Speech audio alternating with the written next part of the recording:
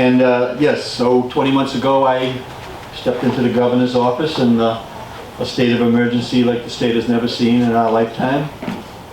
Issues that have to do relate with our health and our economy, and certainly education, and the issues that have to do directly with equity issues. And we addressed those, not by myself, but with a great group of people that we're able to work with directly. And you know, we were one of the lowest vaccinated states in the country at that time. We had a good people working on a plan that wasn't working. 90,000 doses of vaccine was actually in inventory when I showed up.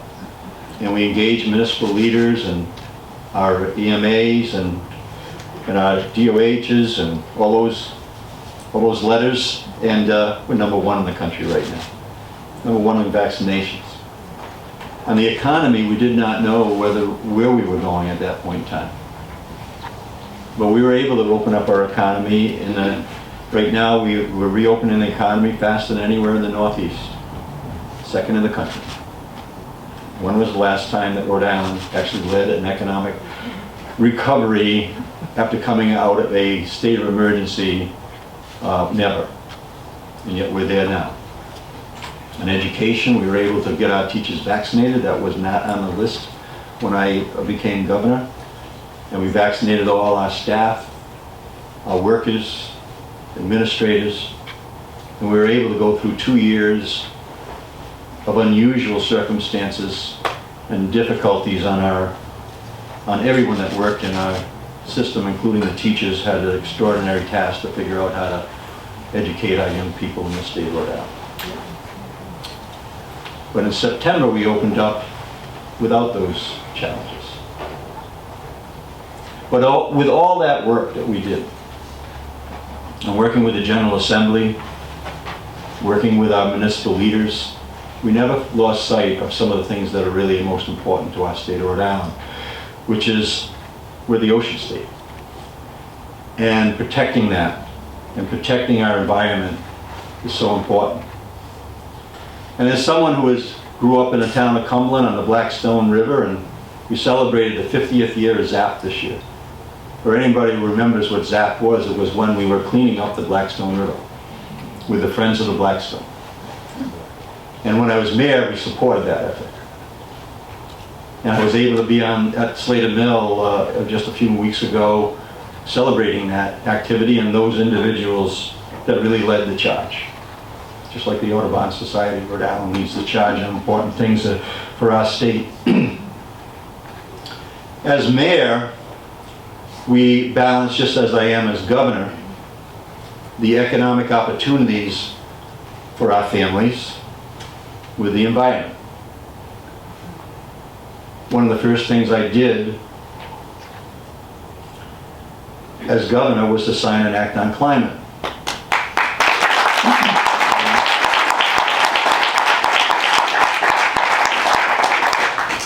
And immediately, which is, well, based on the reaction, I think you know what that is. But it's setting goals on 2030, 40, and 50 on carbon gas emissions. And we followed through by that. And we activated and reactivated more on a steady basis our EC4 committee that is really charged with coming up with a plan that we can follow so that we can implement the mandates that are in that Act on Climate. But we didn't stop there. We also have signed legislation that is going to make us energy efficient, renewable, 100% renewable by the year 2033. And we announced that at a former landfill site in North Providence because they had a solar farm there that is going to help us achieve that goal. And again, working with our reps and senators that showed the leadership, we were very happy to support that. This is happening in 20 months, by the way. Imagine what we're going to get done in 4 years. This year I put forward legislation to increase the offshore wind procurement. by 1,000 megawatts. Does anybody know how many homes we're going to electrify when we actually take what's on the table right now? By the way, first offshore wind in the country, leading the country, number one, leading Northeastern economy, number one on our vaccination rates, one of the healthiest states in the country right now. You see kind of a pattern here? We're going to get it done.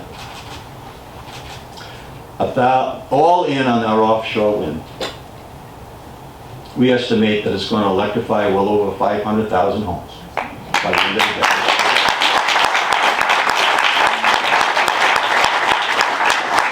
We didn't stop there.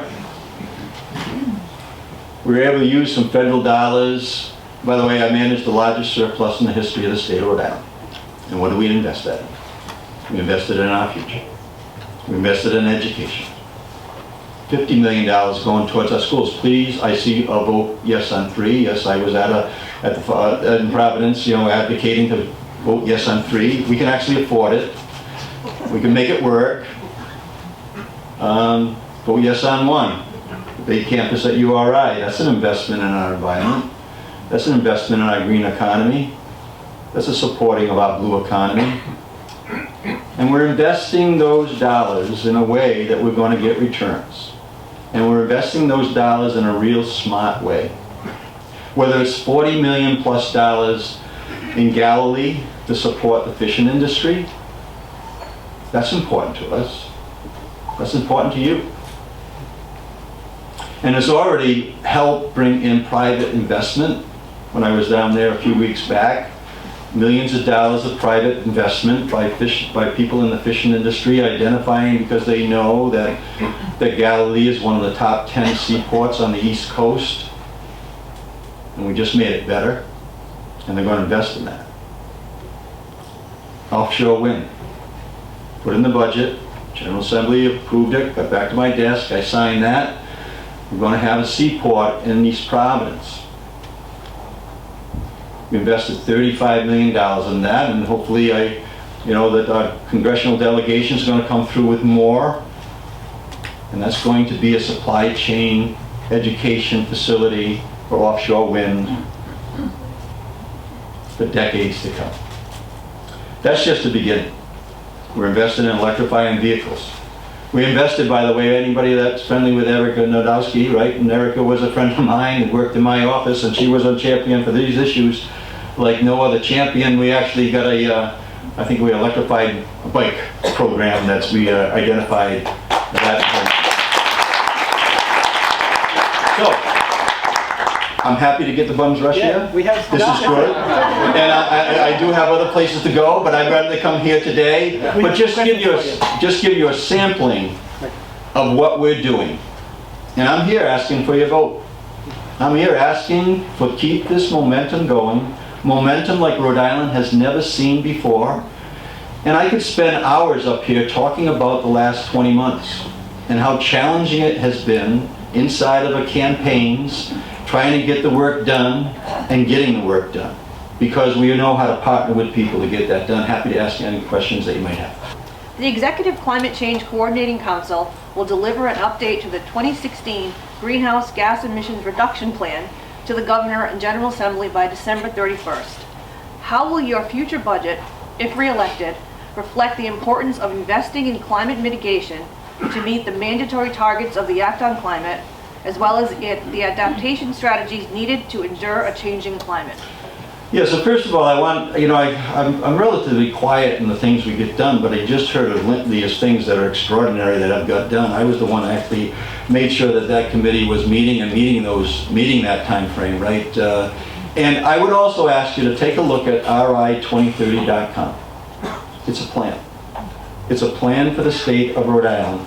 If we do certain things today, it's a working document that can be changed. It's an interactive site that you actually can go to and put your 2 cents in terms of where you want Rhode Island to go. I can tell you that that's a priority. It's a priority to achieve those goals.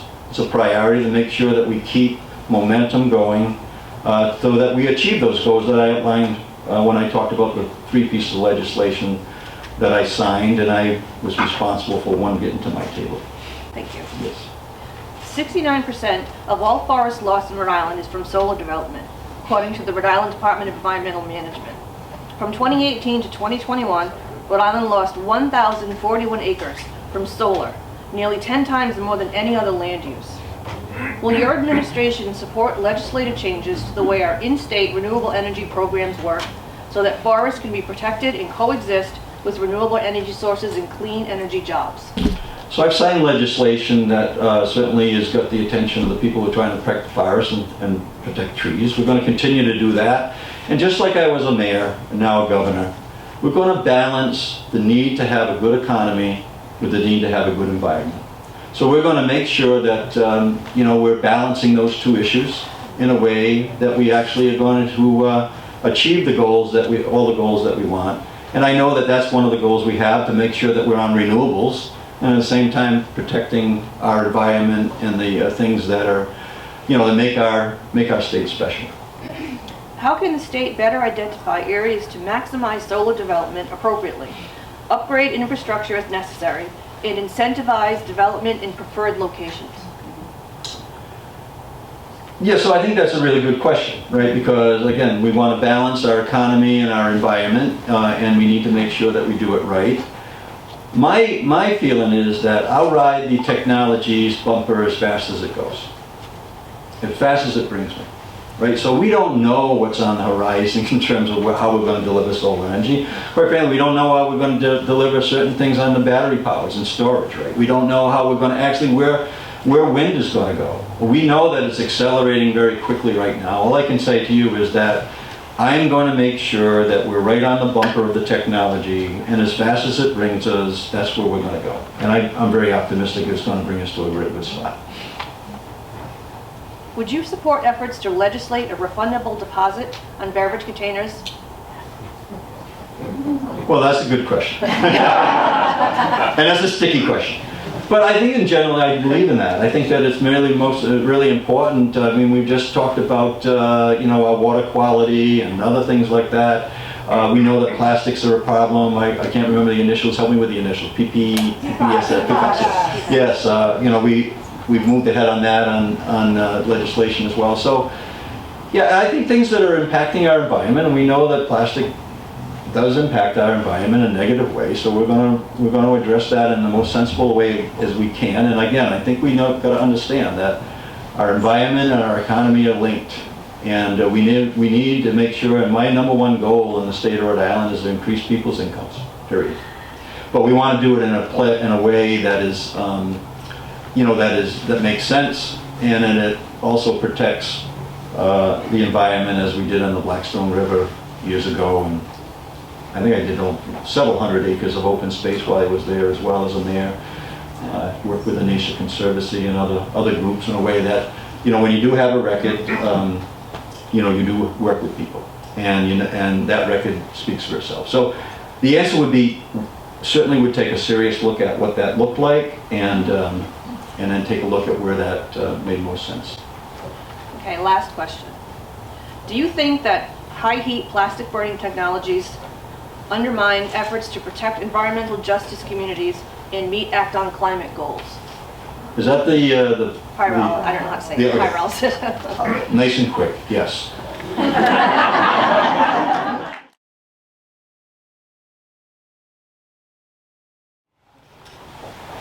I'd like to thank the Audubon Society of Rhode Island for inviting me to speak today. I applaud your efforts, and I really appreciate all that you do.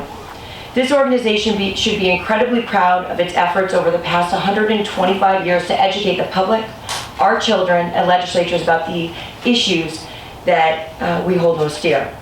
So congratulations on your long history of success. Before I get to the issues specifically related to this group, I want to take a brief moment to tell you a bit about myself and about my overall vision for Rhode Island. As was said, I'm Ashley Kalus, and I'm running to be your next governor. As I'm sure you know from Dan McKee's attack ads, I wasn't lucky enough to be born and raised here. However, I did meet my husband here, got engaged in Providence, and spent a significant amount of time in my 20s here. As a kid, you don't get to choose where you live, but what I did choose is to come back to Rhode Island and raise my family here.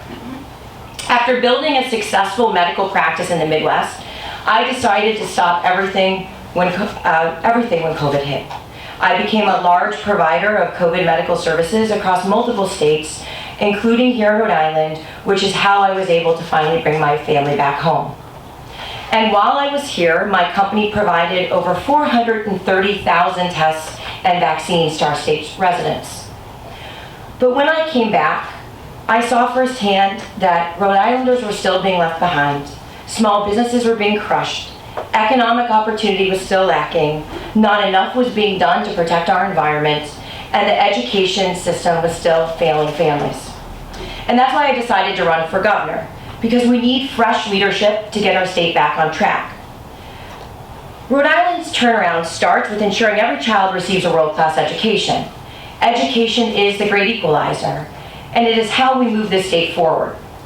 We need to pay our teachers more, fund universal pre-K, invest in technical education, rework our funding formula to ensure minority communities are not being left behind, promote public school choice because no child should ever be trapped in a failing school, and make education a constitutional right. We need to become more competitive and create a better business environment. We cannot simply continue to bribe businesses to be here.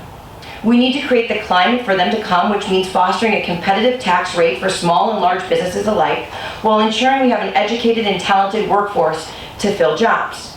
And third, we need to leverage our assets. We have multiple interstates, rail, and international airport, deep water ports, and we serve as the gateway to New England. By investing in and promoting these transportation networks, we can attract new businesses and retain the ones that are already here. There is no reason that Rhode Island should not serve as a manufacturing hub with how easy it is to ship and receive goods here. And finally, we need to be a leader in something. Massachusetts has biopharma, Connecticut has insurance, New York has finance. We should lead in the blue economy. With over 400 miles of coastline, this is an ideal market and industry to capitalize on. And a major component of the blue economy is investing in renewable energy. We must practice all of the above energy solution. While we continue to utilize solar on brownfields and roofs, I do not support cutting down open land for additional solar farms. Thank you. I hope you hear that throughout the state. We already are one of the most densely populated states in the country, and our green spaces must be preserved. I am a conservationist, and I cherish the environment. I believe Rhode Island should make every effort to preserve watersheds, coastline, meadows, and woodlands to help maintain habitat for wildlife and allow them to thrive. On the renewable energy front, I do support expanding offshore wind opportunities such as floating solar, kinetic power from wave technology, and offshore wind power, all of which have minimal impacts on our ecosystem. It is entirely possible to protect and utilize our natural resources at the same time. Investing in renewables will create thousands of new blue and green jobs. We must also invest in building the infrastructure to support electric vehicle charging stations. There is no denying that electric vehicles are the future, but Rhode Island is not yet prepared to meet the demands. I will get us there. By taking the steps I just mentioned, we can help combat climate change, which poses a serious threat to our future generations. Further, we need to work to lower our carbon emissions. Coastal communities need to begin taking steps to prepare for the damage that has already been done. Communities should follow Barrington's lead and begin implementing resiliency plans and hardening assets to ensure our cities and towns are protected from flooding. With 400 miles of coastline, we cannot pretend this issue doesn't exist, and we must take steps to combat rising sea levels. Another issue I'd like to address is the need to reduce waste that ends up in our waterways. Far too much plastic ends up in our rivers and oceans, which significantly impacts wildlife. To help curb the influx of plastics in our water, I plan to work with the legislature to create tax credit programs for individuals and companies to recycle. 25 states already offer such programs, and we should too. My administration will also fight for federal dollars to combat the presence of PFAS in our waters. The federal government has made $1 billion available to states to address this issue, and I will work with our partners in Washington to ensure we get the money we need. As governor, my promise to you is that I will champion the environment and I will work to protect and preserve it. I will practice what I preach, and unlike Dan McKee, whose company, McKee Brothers Oil Company, was sued over hazardous waste that contaminated soils and threatened the public health. In this matter, the U.S. District Court of Rhode Island agreed with the plaintiff and issued a default judgment against McKee just this past July. Other matters in this case regarding his company's pollution are still ongoing. So he can claim to care about the environment, but he certainly does not practice any personal or corporate responsibility when it comes to protecting our land. Further, Dan McKee has accepted thousands of dollars in donations from a well-known polluter who repeatedly violated the Clean Waters Act. This is simply unacceptable, and the governor has never returned the donations. Additionally, I will not approve any new developments on wetlands as the McKee administration did for the governor's chief of staff. And let's be clear, this was not for a public project, but it was for a private individual to build, and those individuals were the governor's chief of staff and his son. Officials in Cumberland were baffled by the decision to allow the wetlands to be disrupted for the governor's chief of staff because the town expressed their strong opposition to that plan. The approval eventually led to a lawsuit, an investigation by the Attorney General's office, an investigation by the Rhode Island Ethics Commission, and culminated in the resignation of Dan McKee's chief of staff. It is absolutely disgraceful, and we should expect more from the executive of the state. Records are important, and I'm sick and tired of politicians like Dan McKee misrepresenting theirs. It is insulting to all of you for the governor to stand there and claim to be a champion of the environment while his track record has proven something very different. I will close with this. Do not be afraid to vote for me solely based on the letter next to my name. Take some time to get to know my views on the issues that are most important to you. While I know we can't cover it all in 15 minutes, I encourage you to watch the environmental forum that I participated in over the summer. It is posted on the Environmental Council of Rhode Island's social media pages from August 2nd as well as my own. And my campaign is also happy to share it with the Audubon Society if they distribute it. Our environment and wildlife is too precious to not fight to protect it. And I will follow in the footsteps of John Chafee, who was a passionate defender of our state's natural beauty. I may not be an expert on environmental issues, but I am passionate about them. And I will surround myself with experts who always take the input of stakeholders, such as the Audubon Society. Thank you again for having me, and I'll take your questions. Thank you. Hi, I'm Bonnie Phillips. I'm the editor of ecoRI News. First question. You mentioned your support for solar development. How can the state better identify areas to maximize solar development appropriately, upgrade infrastructure as necessary, and incentivize development in preferred locations? Yeah, so we can look to brownfields for solar development opportunities. We cannot use open lands. In terms of infrastructure development, we really need to focus on our grid, specifically grid storage. The biggest challenge that we have with moving to renewables is making sure that we have user adoption, and part of that is going to be sure that we have a grid that can support the move. So we need to invest in, I would say, grid storage, also is hardware for that assets as well, and also creating microgrids at the same time. If we move too fast, what will happen is people will give up too soon on renewable energy, cars. They'll give up because what will happen is we won't be able to support it. So we need to have responsible infrastructure developments and investments to get that done. I don't know if I answered the third part. I had two of them. Did I get it? How would you incentivize development in preferred locations? I mean, you can do it, you mean of solar or? Yeah. So, I mean, we would have to prevent the cutting down of open spaces. I think that is something that we could do. Incentivizing it would possibly be offering tax credits for development on brownfields and other places in which we want it to happen. So I'm a big believer in using public funds for public projects if we can move those sites to those places. Or if we talk about rooftop applications as well, if we incentivize it and use an approach that helps with tax credits versus a punitive approach, I think we'll have better user adoption. What are you prepared to do to support the implementation of the Act on Climate across all levels of government and throughout state agencies? We need a realistic plan. I don't believe that we have that right now. And so what happens is we don't have the infrastructure. We don't have the steps laid out in a way that makes sense for industry and individuals. So what will happen is as we get close to that time frame, then legislatures will push it back while there's a level of uncertainty in the market. So I think having a plan that actually makes sense, that is articulated, that has real steps that we can follow with investments will make the most sense. I don't see that now. I see a lot of vision without substance. And ultimately that vision makes everyone feel good. I want that too. I am from the generation that does not remember a time where our future was not impacted by mistakes of a prior generation. I'm 40.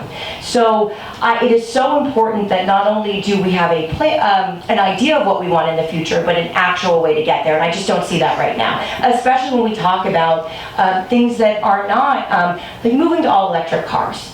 That sounds great. But the problem is having the hard conversation about having a grid. It's not interesting to most people. Grid storage, not so interesting. Micro storage areas, not so interesting. But that is the hard work that needs to happen to get it done. So do you feel that there's no substance in the Act on Climate? It's not that I don't feel that there's substance. I don't think there's a way that we can get there in the time frame that we need. And we also do need to be focusing on mitigation. So I love the vision. I want it to happen. But what I fear is that we will move without a way to get there. And then we will push things down the road, which ultimately creates market uncertainty. And so if we have a way that is realistic, that brings people along with us, we're more likely to get there. So if elected, would you change the Act on Climate, or would you change the way it's approached? Or I mean, I'll change everything the way that, I'd like to change how things are approached in government. I think that we need to make sure that we bring industry and individuals along with us. And I don't think that we've done that so far. So no, I wouldn't seek to change it, but if we cannot get there, I think we deserve someone that's going to be honest about it at the beginning rather than saying, oh, well, I'm not going to be in office when it happens. We also need to do mitigation. I would also have cities and towns work very, we have a lot of planning that goes on, but we need to make sure that our mitigation efforts actually happen. Climate change is real. So what Barrington is doing is taking actionable steps to prepare for that. That is something that we need to do, and we need to encourage cities and towns to do the same thing. you mentioned plastics and PFAS. Do you think that such efforts to advance toxic plastic burning legislation undermine efforts to protect environmental justice communities and meet Act on Climate goals? Do I think, I'm sorry, what was the? There's the proposals to high heat plastic burning Oh, technologies. with the medical stuff, yeah. And do you think that such efforts undermine efforts to protect environmentally sensitive communities and meet Act on Climate goals? Well, I mean, what happens with environmental justice is usually those facilities are located in places that are unjust, right? So I don't support that. I don't think that there is a place for that technology in Rhode Island. I think that we should look for different ways to reimagine how we handle waste, but that's not one that makes sense. And I think that if we talk about environmental justice, it needs to be broader, not just for that location, because usually that's what happens, is that a community that is disadvantaged has a undesirable plant that's located in it, and that is injustice. That's where the environmental justice movement came from. That's it? All right, do we have other questions? That's it? That's it. No audience questions? All right. Audience can think. All right, thank you. I only wanted to add that there are microbes digesting plastic now, so there are alternate technologies emerging as we speak. Yes, so if you look at the forum that I was on, that is a really cool technology. I talked a bit about that, and that's how we can, recycling is great. It's something, kids are the best enforcers of recycling. My kids are very helpful, but we can't just recycle, we need to reimagine how we deal with waste. So that is one technology that we should encourage. We see it being used in Europe. I think, if I remember, it is South Africa that also has a really good technology related to that as well. That's a very exciting technology. I would love to see that in Rhode Island. And that's what I'm talking about. There doesn't always need to be a trade-off. We can look to new technologies to lead us forward. Yes? How would you address the delicate balance that we need to have between the fishing industry Yes. and the building of offshore wind farms? Yeah. I was reading that and I was thinking of the fishing industry at the same time. I'm an avid angler, but I'm not great. And even I know where they're locating even I know by looking at the maps where they're proposing to put the wind farms is exactly where I would go fishing. And that is problematic. I think that we need to encourage the offshore wind. I was encouraged to see that there was a floating wind farm that's coming up, and so that gets us off the shelf, which is the problem with the fishing industry. But what I'm hearing from the fishing industry and offshore wind is that there isn't an honest dialogue going on, and the fishing industry is not feeling like their input really is meaningful, and it results in change. So with me, you'll get someone who wants that, but at the same time, we cannot risk our fishing industry. So we need to look to technology. Also, if you're in the middle of where someone fishes, it doesn't really, you can't kill one industry for another one. And I understand, I've looked at the maps, I understand the difficulty, especially with with the squidding industry. I understand that is going to be a problem. With dragging the nets, it's going to be almost impossible, and we're going to need to figure it out. But we need both parties to come to the table in a genuine way, not just to get through the meeting, but to actually find a solution. I believe that we can do both things. But you need somebody who's going to make sure that happens. And I'm a little bit tough. I think that's okay. As you can see, I'm a little bit tough. Listen, I love the environment, and I'm sorry if I say negative about McKee, but I find it offensive. I'm the sort of person who makes sure that they, in an environmentally sensitive place, I plant native plants. That's who I am as a person. I look it up, it's part of the thing, and I'm the person who will call somebody if you cut down a native tree. It's just, I really care about these issues as a person. So, no more, okay, we are done with questions. Thank you so much. If you have questions, please